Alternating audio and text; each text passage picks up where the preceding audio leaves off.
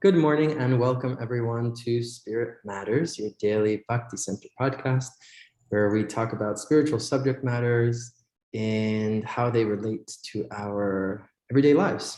And we learn how to apply them in practical ways. We are here with Achyuta Gopi and Doyal Garanga. Achyuta, how are you doing this morning? Wow. Beautiful. Jai. How about you, Doyal? Doing amazing. That's my new thing. I'm not doing okay. I'm doing amazing. That's great. Okay, great. I feel like I have to say now that I'm doing awesome. Don't ask me what's going amazing. Just take my word for it. I'm in a good mood, but I'm also like in a sober mood. I feel like I'm kind of just like I was just like observing New York. Like anytime when you like step back and observe New York, it's just like, oh God, this is intense. So I'm in that mood. That's the mood that I'm in. But I'm in a good mood. I gave class this morning at the Bhakti Center, so I'm feeling pepped up. This morning, we are talking and continuing our study of Bhagavad Gita. And so we began yesterday with the introduction with certain paragraphs, and we're going to be jumping around a little bit as not to just read every single line of the paragraph because of the introduction, because it's quite long. So we're going to skip around a little bit. And today we are starting, I don't know, does anyone know what page it's on, or is everyone looking at database? I think it's one of those things where we just start reading it. Just have faith. Have faith that people will find it. We're gonna have It's faith. a few paragraphs in. We're gonna have faith that you're gonna find it. It's a few paragraphs in. We're looking at this that says, he tells Arjuna, and so I'll read, and then maybe Achyuta Gopi, you can speak a little bit. He tells Arjuna which paragraph? That's where the paragraph begins. Yes, he tells Arjuna. That's where the paragraph begins. Hold on a second. Oh, that's up there. Okay, got it. Okay, so he tells Arjuna that he is relating this supreme secret to him because Arjuna is his devotee and his friend. The purport of this is that Bhagavad Gita is a treatise which is especially meant for the devotee of the Lord.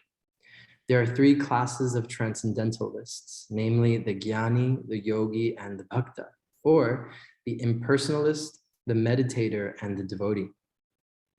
Here, the Lord clearly tells Arjuna that he is making him the first receiver of a new parampara, disciplic succession, because the old succession was broken. It was the Lord's wish, therefore, to establish another parampara in the same line of thought that was coming down from the sun god to others. And it was his wish that his teaching be distributed anew by Arjuna. He wanted Arjuna to become the authority in understanding the Bhagavad Gita. So we see that Bhagavad Gita is instructed to Arjuna, especially because Arjuna was a devotee of the Lord, a direct student of Krishna and his intimate friend. Therefore, Bhagavad Gita is best understood by a person who has qualities similar to Arjuna's. That is to say, he must be a devotee in a direct relationship with the Lord. As soon as one becomes a devotee of the Lord, he also has a relationship with the Lord. And then he goes on to describe that this is a very elaborate subject matter and 5 different ways of being in a relationship with Krishna. I don't know if we need to get into that right now. But yeah, Achyuta, do you have anything that you want to mention about this, since I know you wanted to touch on this point? What I really love is the fact that Srila Prabhupada is kind of stating that Krishna wanted people who had kind of similar characteristics to Arjuna. And Arjuna was a guy with a day job. He wasn't like a yogi in the forest who had renounced everything. He wasn't this Brahmin who was just going around doing fire sacrifices, etc., etc., etc. He had responsibilities. He had a family. He had troubles even. He had some issues. He did things that we'd look at and think, well, that's kind of questionable, isn't it? But this is what Krishna is desiring, to base a new parampara or like traditional line on. And I always thought that was really beautiful, because aren't we all a little bit like that?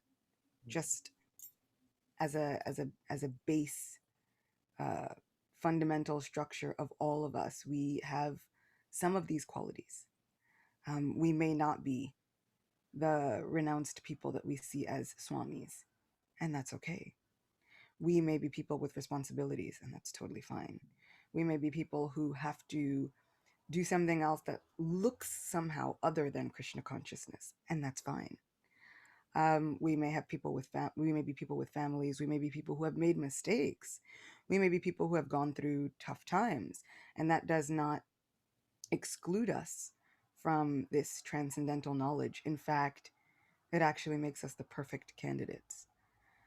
And that's what I think is so empowering and enlivening about this one paragraph, is that here Krishna is not saying you've got to be like Moses or maybe Jesus, or you've got to be, this person in this place or this person in this place. No, it's about the sentiment of being devoted to, being a devotee of the Lord. And once you have that desire to develop this relationship, it's like it's automatically there. It's already built into the hardware system of our lives. And what Srila Prabhupada often says in Srimad Bhagavatam and other places is that everyone actually has an unbroken, unvanquishable relationship with our Supreme Person. The fact of us becoming a devotee or not is whether or not we choose to reawaken that relationship. And as soon as we decide to reawaken that relationship, Krishna opens up all the workings of the universe to us. And so I like this idea of this new parampara. It's like who actually can become an authority of this Krishna consciousness? Any one of us. It doesn't depend on age. It doesn't depend on gender. It doesn't depend on race or geographical location. It doesn't depend on our socioeconomic backgrounds. Everyone can become a candidate for becoming an authority in the highest divine truth. And that, to me, was pretty wonderful. Do you think, Kishore? I think it's really interesting too, just in the context of how we've been approaching this introduction. Srila Prabhupada, or how Srila Prabhupada approaches the introduction. Srila Prabhupada, if we remember correctly yesterday, in that very first paragraph, he's mentioning how there's so many editions of Bhagavad Gita. So why is there a need for another Bhagavad Gita? And he really clearly, kind of boldly says, like, none of those other Gitas are authoritative. He uses that word, because they haven't touched the spirit of Bhagavad Gita. And I think it's really interesting because it talks to us about this notion of relationship. A lot of times we say like, we have to deepen our relationship with Krishna and this and et cetera and whatever.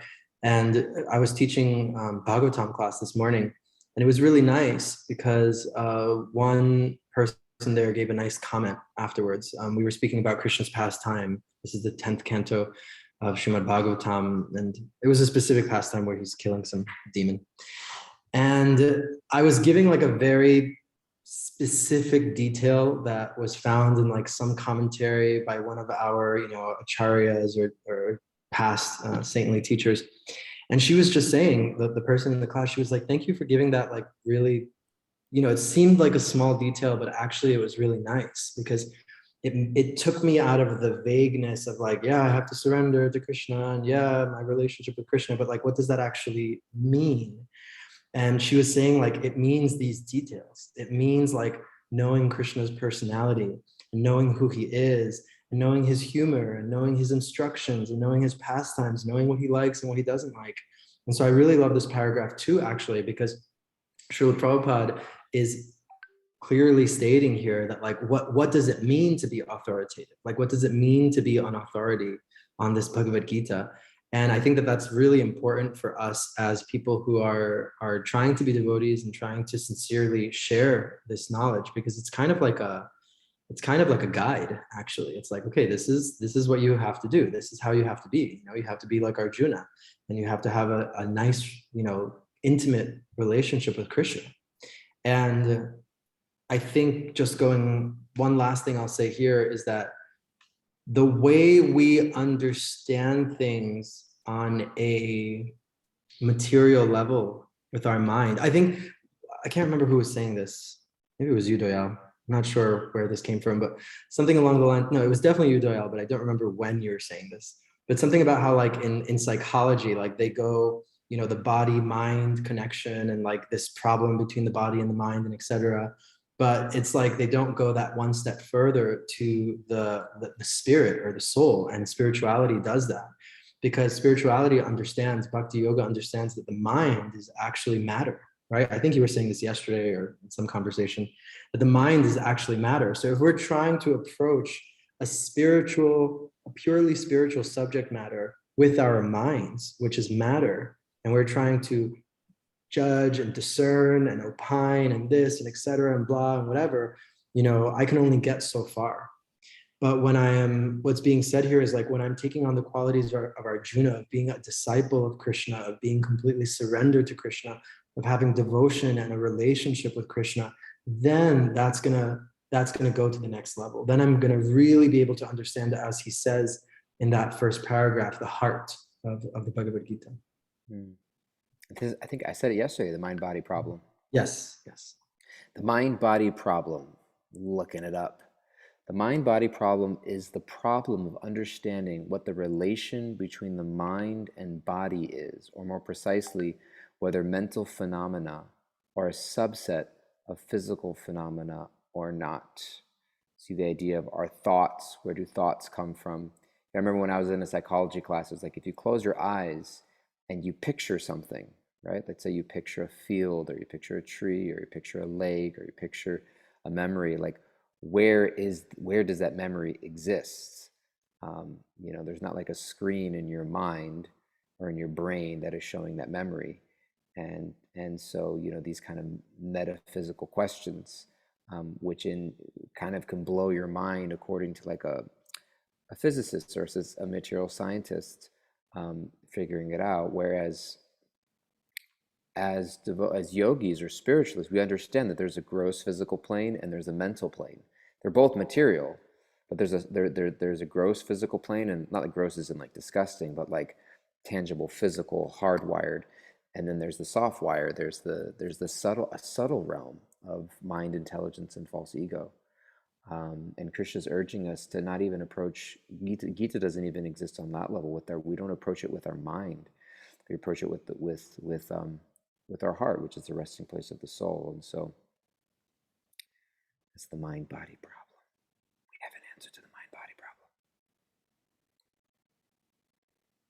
We figured it out. Done. We did it. We figured it out. What do you think, Achita? I think there are occasionally times where I was talking to my sister, and because I'm often doing that, and she was reading to me a section of the Mahabharata which she really enjoyed, and which this Bhagavad Gita is part of the larger epic of the Mahabharata, and you often hear that the Mahabharata is for the women, less intelligent, and like the lower classes of society. And the pastimes that they were explaining were so incredible, and in some ways so simple. Krishna was being so normal. He was placating his friends. He was bringing them back from the brink of like, I don't think I can do this anymore. Everybody was having breakdowns, and Krishna was consoling everybody, and in different ways, but really quickly consoling everybody, and really putting in effort and putting himself out there to console everyone. And we were thinking, like, he's God. He doesn't have to do this. And yet he stoops, almost so low as to come down to the level that we can understand and then placate and soothe us. And I was saying, I was like, you know what? I'm really gonna start using it. Like, how if you're like with a parent and the kid says, "Hey mom, what's that?" And they're like, "Oh, you wouldn't like it. It's spicy." Like, and just to get that, like, it could be like the best cookie ever. You're like, "You don't want this. It's spicy. It's fine. Don't do it." Has I cardamom feel like in it? Right, right. Whatever will get them to like, and I feel like I was like, I'm gonna start doing that with like Mahabharata and Bhagavad Gita. It's like, what you reading? I was like, you wouldn't like this. It's for the less intelligent. It's okay. It's spicy. You wouldn't like it. It's clearly for the less intelligent. Just it's okay. Just let me add it. And when we were talking about the mind body connection, I was just thinking that there are so many times where I don't think about it. And for my overthinking mind, I feel like those are the times that I find the most solace, is when I just stop thinking about it so much. I am trying all the time to think about it and think about it and think about it. And even when I'm like, oh, you can't think your way through it, then I'm thinking about not thinking my way through it. Mm. And there those rare moments when I'm able to kind of just turn my mind off and feel my way through it. I feel grateful for those moments because it can be so exhausting. Mm. I was thinking about, was talking with a friend of mine when they were talking about the idea of lack of emotional permanence. Like, you ever hear like dogs with separation anxiety? Not like Jiva, because he didn't have that, you see? He's got very But secure attachment. okay. And and people with dependency issues, and even babies to a certain extent, when you get really, really young babies, if the parent isn't there, at a certain point, sometimes the baby is like, well, does the parent even exist anymore? Does that love even exist anymore? And that's kind of us with Krishna. We have thought about it and thought about it and overthought about it so much and have had some pretty gruesome experiences that now we are in a state where we are not secure at all.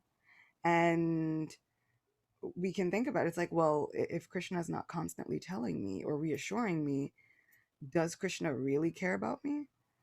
Would God really care about me? I mean, God's over there and I'm over here. And if God is not constantly showing me, because we're always praying, oh, show me, show me, show me, does that mercy even exist? Mm. Is that mercy even there? Is that love even there? Like, what's happening? So and Martha was bringing up a really good point, and the point is not to say that we shouldn't question Krishna and what's going on in our lives, but sometimes Mm. we have to be secure in that mercy and that love. And sometimes we have to stop thinking so much. Mm. Mm. At least that's what I feel like with myself. Like, stop thinking so much. That's what we're here to do. Stop thinking, everybody. Just stop thinking. Kishore, what do you think about that? Well, we were talking about this last week, I think.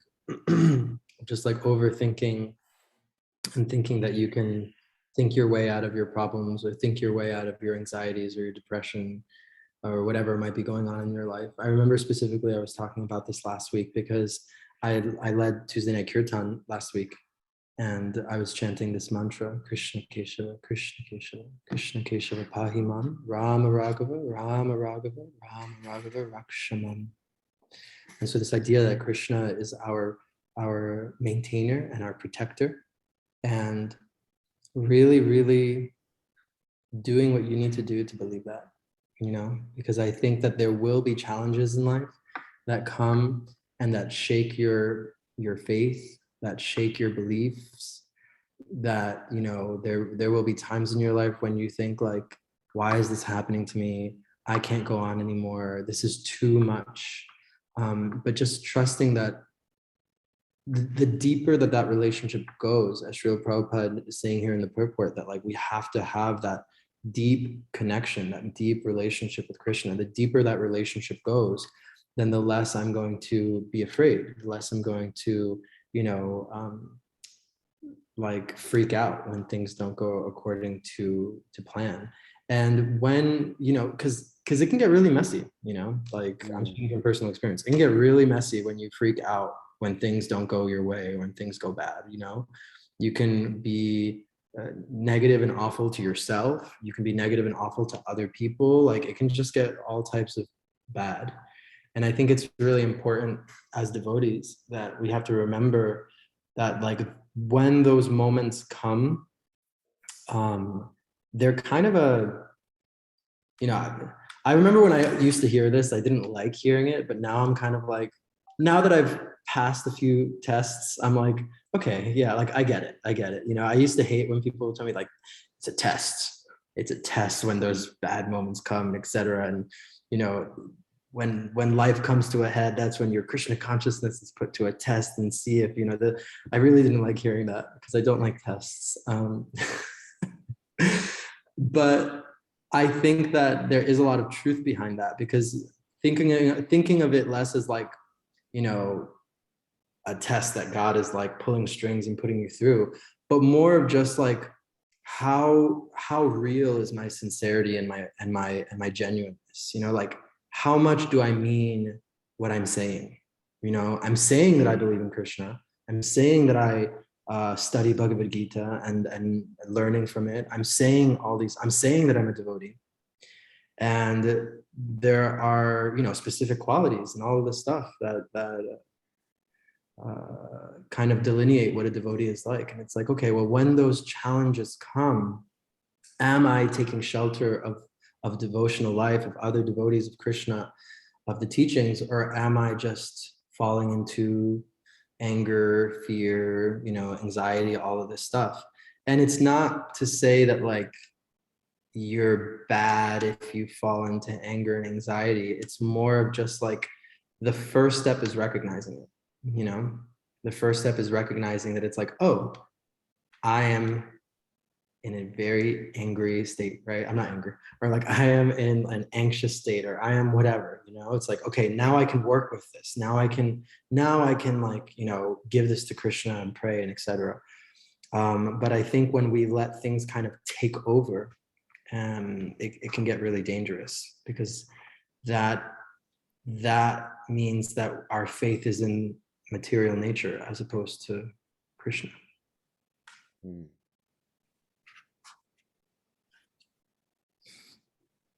I think when you mention our faith being immaterial in nature as opposed to Krishna, is a little bit where Prabhupada is trying to guide us as he introduces us to the Gita. Because, you know, the idea of this introduction to the Gita is, as we mentioned yesterday, it's preparing our hearts and our minds into approaching the text in a way where we will get the most out of it. And so much of spiritual life is about intention, and oftentimes we're pursuing things in life without being very clear what the actual underlying intention is. And sometimes we often think I want something, but we don't actually want that thing. There's something, another layer or two deeper of what we're actually looking for. You know, I want a relationship, looking for a partner. Then when you dig a little deeper, you're not looking for a partner, you're looking for connection, you're looking for intimacy, you're looking for friendship, because you can find a partner and not get those things. You know, I'm looking for wealth and a career. I want to have a successful career and I want to have a lot of money. Well, looking for those things, but actually I'm looking for power. I'm looking for validation. I'm looking for security. And when we come to spiritual life, we don't often check our motives. And Krishna will mention this later on in the Gita specifically, that there are various types of people that approach spiritual life. Sometimes people are in distress. Sometimes people are looking for wealth and prosperity. Sometimes people are looking for different things. And you know, when you mention faith and trust in Krishna, it's almost like in order for us to open ourselves to the possibility of getting the most out of our reading of Gita, we have to surrender. There's a number of the crutches that we've held on to get us through material life.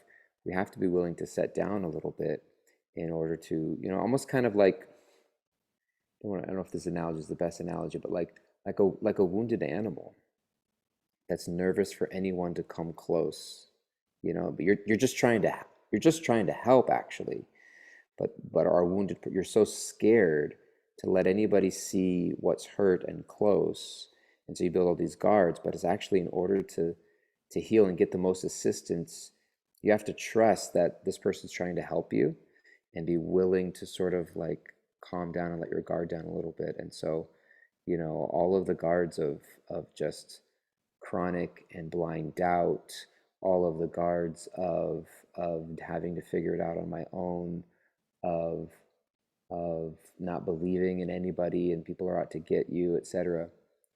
Putting those down a little bit in order to have faith enough. And Prabhupada will say this a little later on, like one should at least theoretically accept that God exists. That the person speaking Bhagavad Gita is the Supreme Spirit, you know? And so I think a lot of it has to do with faith, and I appreciate you bringing that up. Those are some of my reflections on that. Achita, you're going to say something? I was just kind of thinking about that idea of the wounded animal, and lately I've been definitely thinking of this idea of the wounded animal, and really first acknowledging that those walls are up for good reason. Because sometimes I feel like it becomes really easy for us to say, well, you've gotta like put some of them down and just let, you've gotta at some point let people in, but they're actually there for good reason. I mean, there have been horrific things that people have been subjected to throughout life, and I think it's important for us to equally, Srila Prabhupada will get into this later within Bhagavad Gita. It's like, don't just blindly accept a teacher. Don't just surrender to anyone.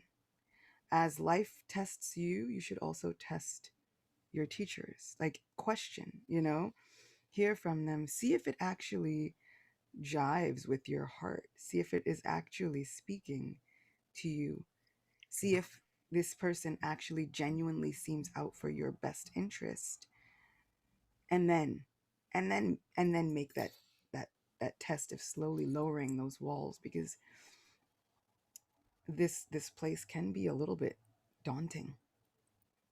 Seems like there's always something happening, and we're always kind of turning in every direction. Who actually can we trust?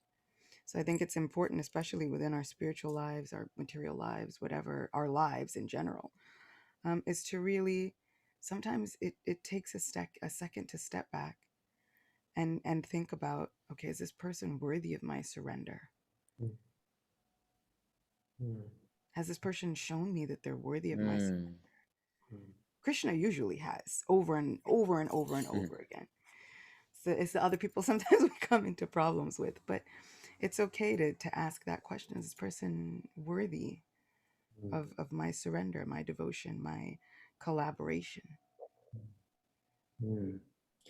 Such beautiful, beautiful points. I think that's really just an important point about bringing up that people have the walls up for a reason. And that's, I think we just need to like remember that. And so if wherever you're listening, like if you feel that those walls are up, I think it's just a really powerful message. That's not just like, okay, take them all down and just let everything in and go for it. It's like, no, like, things need to be done slowly, and we need to question, and we need to be intentional about how we do things, and careful as well. Trust me completely. Put all your doubt aside and do what I say. I will lead you. Everyone else has cheated you. And that is the beginnings of a cult docuseries with Dayal Guranga. Dangerous days with Dayal. Oh, like it. I love the title. 10 years from now, Netflix special, Dangerous Days with Dayal. I always told myself I'd make it on Netflix. Jai. Right, well, we're running fresh out of time, folks. So we're gonna, if you have any takeaways, please put them in the chat, and we're gonna hand it over to Kimberly, who's so expert at summarizing and giving us just wonderful takeaways. So Kimberly, please let us have it. Thank you. So today we're walking away that everyone has an unbroken relationship with our Supreme Person and can be a candidate for divine truth, and that it's okay to question and have doubts, but at the same time, we can stop overthinking so much and deepen our security in Krishna's mercy.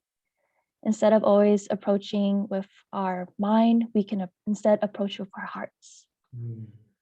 Beautiful. Thank you so much, Kimberly. Martha in the chat is saying, and more than reading it in quotation marks, It's becoming a part of it as you absorb the message and learn the lessons, almost as if you were there next to Arjuna and Krishna. Such a beautiful sentiment. Thank you all so much for being here. Thank you to our live studio audience, Martha, always with so much wisdom, Kimberly, Anna, Lane, Vidya, Irenka. Our god sister Kishori Priya is here. Yesterday she messaged me and she said, I want to come to the podcast. And I said, okay, please come. So welcome Kishori Priya in Italy. And Dana K, thank you so much. Thank you, Doyal and Achuta. And we will be here tomorrow at 9 a.m. to continue discussing Bhagavad Gita. Thank you all. Bye-bye.